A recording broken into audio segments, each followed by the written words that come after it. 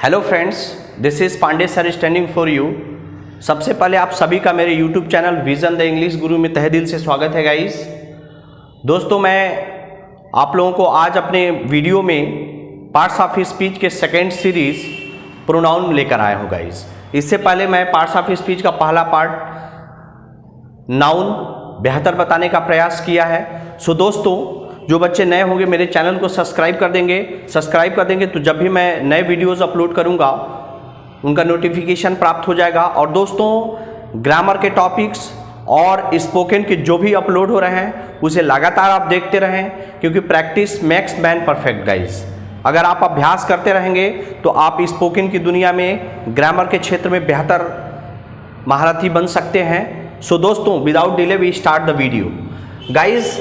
Pronoun देखें friends, pronoun को हम लोग हिंदी में सर्वनाम कहते हैं। प्रोनाउन को हिंदी में हम लोग सर्वनाम कहते हैं। इसका डेफिनेशन सबसे पहले हम देखते हैं फ्रेंड्स। प्रोनाउन का डेफिनेशन होता है a pronoun is a word that is used in place of a noun. दोस्तों, सर्वनाम वह शब्द है जिसका प्रयोग हम संज्ञा के स्थान पर करते हैं। संज्ञा के स्थान पर प्रयोग करने का क्या अर्थ है गाइस? दोस्तों ध्यान से देखें, कुछ हम एग्जाम्पल्स ले रहे हैं जिसके माध्यम से आप बेहतर समझेंगे। जैसे हम मान लेते हैं Ram was the king of Ayodhya. देखिए गाइस, राम अयोध्या के राजा थे। He was the king, sorry guys, he was the son of Dasharath था। दोस्तों, इस वाक्य को ध्यान से देखें। मैं बोला कि Ram was the king of Ayodhya, he was the son of Dasharath. Ram Ayodhya के राजा थे। वह यानी कि कौन? राम। दोस्तों, वह यानी कि Ram was the son of Dasharath, राजा दशरथ के पुत्र थे, यानी राम राजा दशरथ के पुत्र थे। तो गाइज यहां पर ही जो इस्तेमाल हुआ है वो किसके लिए इस्तेमाल हुआ है? राम के लिए। राम एक नाउन है, इसलिए यहां पर ये जो होगा गाइज प्रोनाउन। अच्छा दोस्तों, इसके बाद मैं आप लोग को बता रहा हूं कि नाउन का हम किसी भी वाक्य में प्रयोग क्यों करते हैं। इंग्लिश लैंग्वेज में, इंग्लिश ग्रामर में नाउन का क्या महत्व है। दोस्तों, कहा जाता है कि किसी भी पैराग्राफ या किसी भी कहानी में एक ही शब्द को बार बार रिपीट करना ग्रामेटिकली मिस्टेक माना जाता है। सो फ्रेंड्स, इसी बार बार रिपीटेड वर्ड यानी कि रिपीटेड नाउन के स्थान पर एक छोटे से वर्ड का इस्तेमाल करना प्रोनाउन कहलाता है। जैसे मैं आपको एक पैराग्राफ लिया हूं जिसके माध्यम से आपको बेहतर बताने का प्रयास करूंगा फ्रेंड्स। सो दोस्तों देखिए, जैसे इसमें दिया गया है मोहन दिल्ली में रहता है, मोहन कक्षा 10 में पढ़ता है, मोहन पढ़ने में बहुत तेज है और मोहन सबका सम्मान करता है। सो दोस्तों, इस पैरा में मैंने राम को बार बार रिपीट कर रहा है। इस पैरा में मैं राम शब्द को बार बार रिपीट कर रहा हूं गाइस, इसलिए ये ग्रामेटिकली मिस्टेक माना जाएगा। और दूसरा वाक्य देखें, हम इसी पैराग्राफ को दूसरे तरीके से भी लिख सकते हैं। देखें, मोहन दिल्ली में रहता है, वह कक्षा 10 में पढ़ता है। वह यानी कि अब इंडिकेट कर रहा है कि मोहन। तो वह जो होगा गाइस यहां पर आपका प्रोनाउन होगा। वह पढ़ने में बहुत तेज है, वह यानी कि मोहन। वह सबका सम्मान करता है, तो वह सबका सम्मान करता है, वह यानी कि कौन? मोहन। सो दोस्तों, किसी भी कहानी, किसी भी पैसेज में किसी भी शब्द को बार बार रिपीट करना ग्रामेटिकली मिस्टेक माना जाता है, इसलिए उस रिपीटेड वर्ड के स्थान पर एक छोटे से वर्ड का प्रयोग करना प्रोनाउन कहलाता है। और भी हम वाक्य आपके लिए लेते हैं जिससे आपका क्लियर हो जाएगा। दोस्तों, हम जैसे एग्जाम्पल में और भी लेते हैं। ये तो पहला रहा, दूसरा हम देखते हैं guys. Mohan is my friend. Mohan मेरा मित्र है, is my friend, full stop.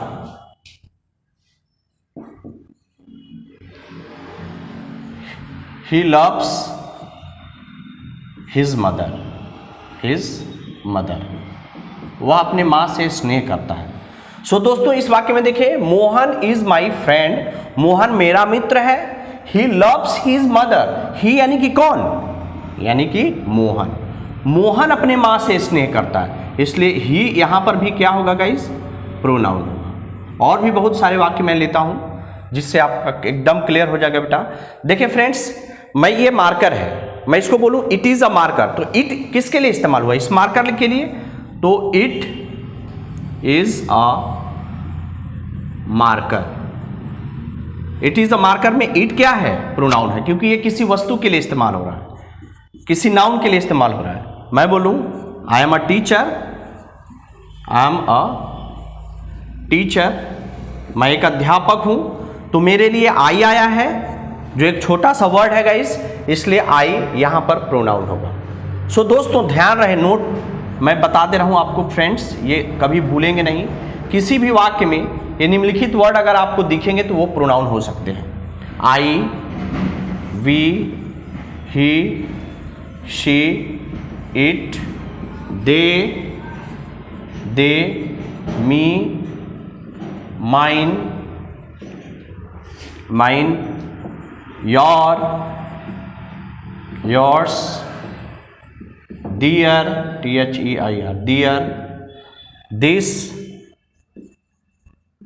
That, क्योंकि दिस दैट का भी प्रयोग किसी वस्तु के लिए ही होता है बेटा, इशारा करने के लिए, दिस दैट,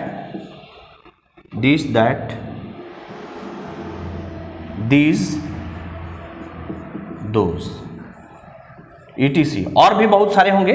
बस ओवरऑल थोड़ा सा आपको हम ओवरव्यू करते हैं कि ये सभी अगर वर्ड्स आपको किसी भी वाक्य में दिखते हैं तो ये सभी प्रोनाउन के अंतर्गत आते हैं। सो दोस्तों आशा करते हैं कि आपको प्रोनाउन बेहतर समझ में आया होगा। अब हम आते हैं, दोस्तों देखते हैं टाइप्स ऑफ प्रोनाउन। दोस्तों कुल प्रोनाउन की संख्या 9 होती है, जो आपके सामने लिख दिया गया है। पर्सनल प्रोनाउन, पर्सनल प्रोनाउन को हम लोग व्यक्तिवाचक सर्वनाम कहते हैं। डिमॉन्स्ट्रेटिव प्रोनाउन, संकेतवाचक सर्वनाम। इंटेरोगेटिव प्रोनाउन, प्रश्नवाचक सर्वनाम। इंडेफिनिट प्रोनाउन, अनिश्चयवाचक सर्वनाम। रिफ्लेक्सिव प्रोनाउन, निजवाचक सर्वनाम। इम्फेटिक प्रोनाउन, दृढ़तावाचक सर्वनाम। रेसिप्रोकल प्रोनाउन, परस्परवाचक सर्वनाम। डिस्ट्रीब्यूटिव प्रोनाउन, विभाग सूचक सर्वनाम। रिलेटिव प्रोनाउन, संबंधवाचक सर्वनाम। दोस्तों नाउन कुल 9 होते हैं। अब हम लोग सीरियल वाइज से एक एक करके डील करते हैं। दोस्तों पर्सनल प्रोनाउन, पर्सनल प्रोनाउन को हम लोग व्यक्तिवाचक सर्वनाम कहते हैं। क्या होता है पर्सनल प्रोनाउन? दोस्तों इसका सबसे पहले हम डेफिनेशन देखते हैं। A pronoun that is used for person, place, animal और thing is called personal pronoun. अर्थात ऐसा सर्वनाम जिसका प्रयोग हम किसी व्यक्ति, वस्तु, स्थान के लिए करते हैं उसे गाइस हम पर्सनल प्रोनाउन कहते हैं। जैसे मैं बोलूं ही इज अ बॉय, तो guys he is a boy में ही जो है बॉय के लिए इस्तेमाल हुआ है, जो एक व्यक्ति है, तो ही आपका पर्सनल प्रोनाउन होगा। मैं बोलूं it is a marker, so guys यहाँ पर इट का प्रयोग इस मार्कर के लिए हुआ है, इसलिए इट आपका पर्सनल प्रोनाउन होगा। फिर मैं बोलूं आई एम अ टीचर, तो आई किसके लिए आया है? मेरे लिए आया है, इसलिए आई आपका पर्सनल प्रोनाउन होगा। मैं एक व्यक्ति हूं, इसलिए आई जो होगा पर्सनल प्रोनाउन होगा। सो गाइस पर्सनल प्रोनाउन के बारे में आपने सीखा। अब मैं आपको बताने जा रहा हूं कि पर्सनल प्रोनाउन के 3 पर्सन होते हैं friends. There are 3 types of personal pronoun, या यूं कहें there are 3 persons of personal pronoun. Personal pronoun के 3 पर्सन होते हैं, first person, second person and third person. So दोस्तों फर्स्ट पर्सन के अंतर्गत आई, वी तथा इनसे जो भी शब्द बनते हैं, मी, माई, माइन, वी से अस, आवर, आवर्स बनते हैं, ये सभी आपका फर्स्ट पर्सन के अंतर्गत आते हैं। फिर गाइस आते हैं सेकेंड पर्सन। सेकेंड पर्सन के अंतर्गत यू तथा यू से बनने वाले शब्द जैसे योर या योर्स, ETC आते हैं। थर्ड पर्सन के अंतर्गत ही, सी, इट, दे तथा इनसे बनने वाले शब्द जैसे ही से हिज, हिम, सी से बनता है हर, हर्स, इट से इट्स, दे से दैम, दियर, दियर्स एटसेट्रा को हम लोग गाइस थर्ड पर्सन कहेंगे। गाइस पर्सनल प्रोनाउन का मैं अलग से वीडियोस भी जारी करूंगा, जिसमें चार्ट के माध्यम से आपको बेहतर समझाने का प्रयास करूंगा। सो दोस्तों अब आते हैं डिमॉन्स्ट्रेटिव प्रोनाउन पर। डिमॉन्स्ट्रेटिव प्रोनाउन को गाइस हिंदी में हम लोग संकेतवाचक सर्वनाम कहते हैं। A pronoun that is used to demonstrate a person, place, animal और thing is called demonstrative pronoun. यानी कि ऐसे प्रोनाउन जिनका प्रयोग संकेत करने के लिए किया जाता हो उसे हम डिमॉन्स्ट्रेटिव प्रोनाउन कहते हैं। गाइस डिमॉन्स्ट्रेटिव प्रोनाउन के अंतर्गत दिस, दैट, दीज और दोज मुख्य रूप से आते हैं। मैं बोलूं दिस इज अ मार्कर, तो दिस का प्रयोग संकेत करने के लिए किया गया फ्रेंड, इसलिए दिस जो होगा डिमॉन्स्ट्रेटिव प्रोनाउन होगा। मैं बोलूं दोज आर चेयर्स, वे सभी कुर्सियां हैं, तो दोज का प्रयोग गाइस उन कुर्सियों को इशारा करने के लिए किया गया है, इसलिए दोज जो होगा डिमॉन्स्ट्रेटिव प्रोनाउन होगा। दोस्तों दिस, दैट, दीज, दोज पर एक मैं अलग से वीडियो भी जारी किया हूं, आप मेरे चैनल में जाकर के देख सकते हैं और वहां बेहतर समझ सकते हैं। सो दोस्तों अब हम आते हैं इंटेरोगेटिव गाइस। सबसे पहले इंटेरोगेटिव प्रोनाउन को हम लोग प्रश्नवाचक सर्वनाम कहते हैं गाइस। प्रश्नवाचक सर्वनाम, a pronoun that is used to ask question is called interrogative pronoun. अर्थात ऐसे सर्वनाम जिनका प्रयोग प्रश्न पूछने के लिए किया जाता हो उसे हम प्रश्नवाचक सर्वनाम कहते हैं गाइस।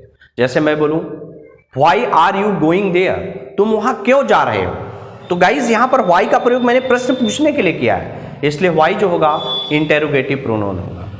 मैं बोलूं व्हाट आर यू ईटिंग, तुम क्या खा रहे हो, तो यहां पर व्हाट का प्रयोग गाइस मैंने प्रश्न पूछने के लिए किया है, इसलिए व्हाट जो होगा इंटेरोगेटिव प्रोनाउन होगा।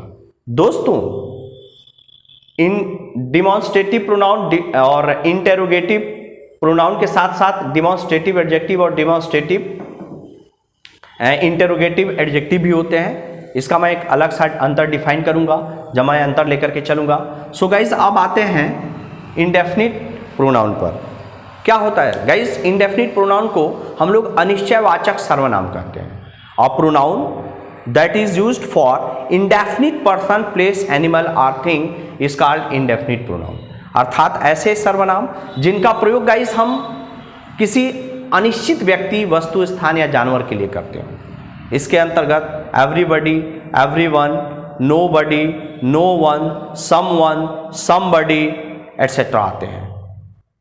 मैं बोलूं guys someone is knocking at the door, तो someone is knocking at the door में गाइस समवन किसी अन्योन व्यक्ति को रिप्रेजेंट कर रहा है, मतलब कोई दरवाजा खटखटा रहा है, तो कोई मतलब कोई भी हो सकता है, इसलिए समवन अन्योन व्यक्ति को डिफाइन कर रहा है, इसलिए समवन आपका इंडेफिनिट प्रोनाउन होगा। मैं बोलूं everybody is going to school, प्रत्येक लोग विद्यालय जा रहे हैं, तो भाई एवरीबडी का प्रयोग, एवरीबडी में तो प्रत्येक लोग हो सकते हैं, कौन हो सकता है, डेफिनिट नहीं है, यहाँ इंडेफिनिट है, इसलिए एवरीबडी जो होगा इंडेफिनिट प्रोनाउन होगा। मैं बोलूं समवन इज कॉलिंग यू, कोई तुम्हें पुकार रहा है, तो कोई यानी कि कोई भी हो सकता है, आपके रिश्तेदार हो सकते हैं, आपके दोस्त, कोई भी हो सकता है, इसलिए समवन आपका इंडेफिनिट प्रोनाउन होगा। सो गाइस आते हैं अब रिफ्लेक्सिव प्रोनाउन और एम्फेटिक प्रोनाउन। दोस्तों रिफ्लेक्टिव देखें ध्यान से, हिमसेल्फ, ऐसे वर्ड बहुत देखे होंगे, himself, my self, comma yourself, yourself, comma our self, our self. Guys himself, my self, your self, her self, it self, our selves, them selves etcetera is known as both reflexive and emphatic pronoun. इनको हम लोग दोनों कहते हैं, reflexive pronoun भी कहते हैं और एम्फेटिक प्रोनाउन भी कहते हैं। अब कब ये रिफ्लेक्सिव प्रोनाउन होंगे और कब एम्फेटिक प्रोनाउन होंगे थोड़ा देखें गाइस। मैं बोलूं ही स्लैप्ड हिमसेल्फ, उसने स्वयं को चाटा मारा, तो गाइस यहां पर उसने स्वयं को चाटा मारा यानी कि खुद ये पर्सन यानी कि सब्जेक्ट को ही रिप्रेजेंट कर रहा है और ये वर्ब के बाद आया है, इसलिए इसको हम लोग रिफ्लेक्सिव प्रोनाउन कहेंगे, रिफ्लेक्सिव प्रोनाउन गाइस कहेंगे। मैं बोलूं he himself done this work, उसने खुद इस कार्य को किया, उसने खुद इस कार्य को किया।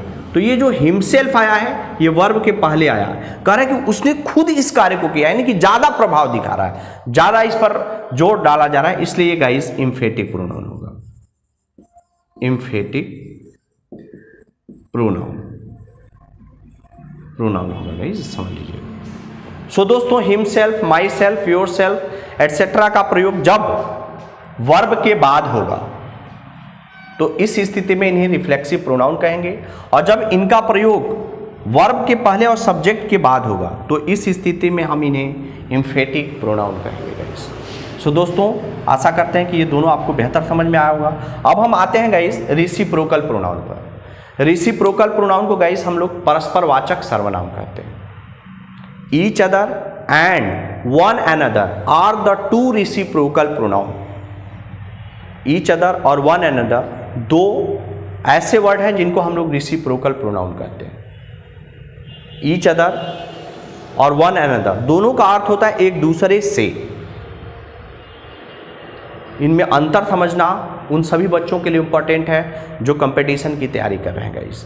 बोलचाल में तो कोई इसका प्रयोग बहुत खास नहीं मायने रखता है, बोलचाल में आप इस्तेमाल कर सकते हो, बट कंपटीटिव स्तर पर इसका यूज जो है रेसिप्रोकल प्रोनाउन का आपको बेहतर समझ में आना होगा। देखिए फ्रेंड्स, ईच अदर का प्रयोग दो के लिए, each other is used for two, जबकि one another is used for more than two. One another का प्रयोग दो से अधिक के लिए और ईच अदर का प्रयोग केवल दो के लिए होता है गाइस। मैं बोलूं the two sisters love each other, दो बहनें एक दूसरे से स्नेह करती हैं। मैं बोलूं the five sisters love one another. तो यहां पर पांच है इसलिए मैंने वन अनदर का प्रयोग किया, वहां दो था इसलिए ईच अदर का प्रयोग। यहां पर वन अनदर की जगह ईच अदर का प्रयोग करेंगे गाइस तो गलत हो जाएगा। मैं बोलूं the two boys are quarrelling with each other, दो लड़के एक दूसरे से लड़ रहे थे, तो यहां पर ईच अदर का प्रयोग इसलिए मैंने किया है यहां पर क्योंकि यहां पर संख्या दो है। मैं बोलूं the five boys are quarrelling with one another, पांच लड़के एक दूसरे से लड़ रहे थे, तो यहां पर वन अनदर का प्रयोग होगा गाइस क्योंकि यहां पर संख्या पांच है। सो दोस्तों अब हम आते हैं डिस्ट्रीब्यूटिव प्रोनाउन पर। दोस्तों डिस्ट्रीब्यूटिव प्रोनाउन को हम लोग विभाग सूचक सर्वनाम कहते हैं। The word like either, neither, each, every etcetera is known as distributive pronoun. दोस्तों आइदर, नाइदर, ईच, एवरी को हम लोग डिस्ट्रीब्यूटिव प्रोनाउन कहते हैं। आइदर, नाइदर का प्रयोग दो के लिए, जबकि ईच और एवरी का प्रयोग दो या दो से अधिक के लिए किया जा सकता है। दो के लिए भी किया जाता है और दो से अधिक के लिए भी किया जा सकता है। कुछ एग्जाम्पल देखते हैं। मैं बोलूं either of this two shirt, either of this two shirts is blue, अर्थात इन दोनों शर्टों में से कोई एक शर्ट ब्लू है। मैं बोलूं neither of this two shirts is blue, इन दोनों शर्टों में से कोई भी शर्ट ब्लू नहीं है। इसलिए यहां फ्रेंड्स नाइदर आपका डिस्ट्रीब्यूटिव प्रोनाउन होगा।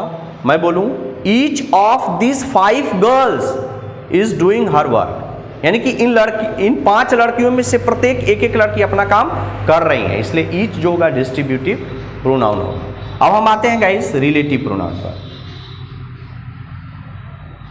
Who, which, whose, whom, that, etc. is known as relative pronoun. Guys, who, which, whose, whom, that, etc. को हम लोग relative pronoun इसलिए कहते हैं क्योंकि जब इनका वाक्य में प्रयोग संबंध बताने के लिए किया जाता हो तब हम इन्हें जो है relative pronoun कहेंगे। नहीं तो who, which ये सब इंटेरोगेटिव प्रोनाउन और इंटेरोगेटिव एडजेक्टिव भी होते हैं, तो वहाँ पर इनका प्रश्न पूछने का कार्य होता है गाइस। लेकिन जब संबंध बताने का कार्य हो, जब दो नाउन में संबंध बताने का कार्य हो, तब हम इस स्थिति में इन्हें रिलेटिव प्रोनाउन कहेंगे। मैं बोलूं this is the boy who met me in the way, यह वही लड़का है जो मुझे रास्ते में मिला था। तो जो देखिए this is the boy who met me in the way, तो हु क्या है, संबंध बता रहा है कि यह वही लड़का है जो मुझे रास्ते में मिला था, इसलिए हु आपका रिलेटिव प्रोनाउन होगा। मैं बोलूं this is the pen which I lost yesterday, यह वही कलम है जिसको मैं कल खो दिया था। तो यहाँ पर विच का प्रयोग फ्रेंड्स संबंध बताने के लिए हुआ है, इसलिए विच जो होगा आपका रिलेटिव प्रोनाउन होगा। सो दोस्तों आशा करते हैं आपको प्रोनाउन और उसके टाइप्स बेहतर समझ में आए होंगे। जो बच्चे होंगे सब्सक्राइब कर देंगे, और फ्रेंड्स यदि वीडियो समझ में आया होगा तो लाइक शेयर सब्सक्राइब जरूर करिएगा। दोस्तों आपकी थोड़ी सी हेल्प से हम लोग का प्रोत्साहन बढ़ता है और हम लोग वीडियो बनाने के लिए प्रेरित होते हैं। सो दोस्तों थैंक यू।